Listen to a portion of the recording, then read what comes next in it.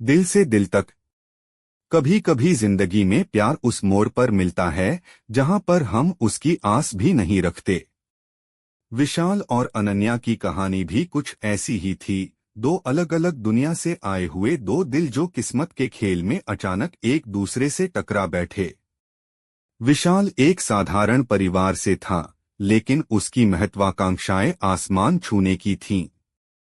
वही अनन्या एक अमीर परिवार की बेटी थी, जिसकी जिंदगी में सुख सुविधा की कोई कमी नहीं थी। इत्तेफाक से दोनों की मुलाकात एक नृत्य कक्षा में हुई। विशाल ने डांस को अपने जुनून के रूप में चुना था और अनन्या उसी नृत्य कक्षा में समय पास के लिए आया करती थी। जब वो दोनों पहली बार मिले तो विशाल पर अनन्या की सुंदरता का जादू चल गया, लेकिन अनन्या के लिए विशाल बस एक और डांस पार्टनर था। समय के साथ उनकी दोस्ती गहरी होती गई।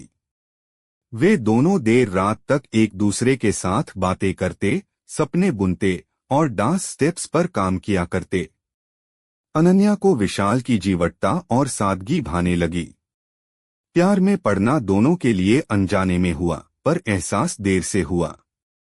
जब तक अनन्या को समझ आया कि उसके दिल में विशाल के लिए जो भावनाएं हैं वो सिर्फ दोस्ती से बढ़कर हैं, तब तक उसके माता पिता उसकी शादी कहीं और तय कर चुके थे।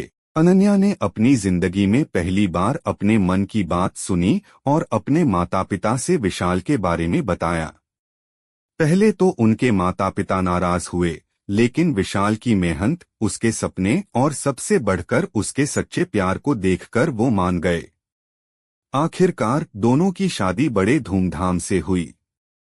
उस दिन नृत्य हॉल में जहां उनकी मुलाकात हुई थी, दोनों ने एक बेहद खूबसूरत डांस परफॉर्मेंस दिया, जिसे देखकर सबकी आंखें नम हो गईं।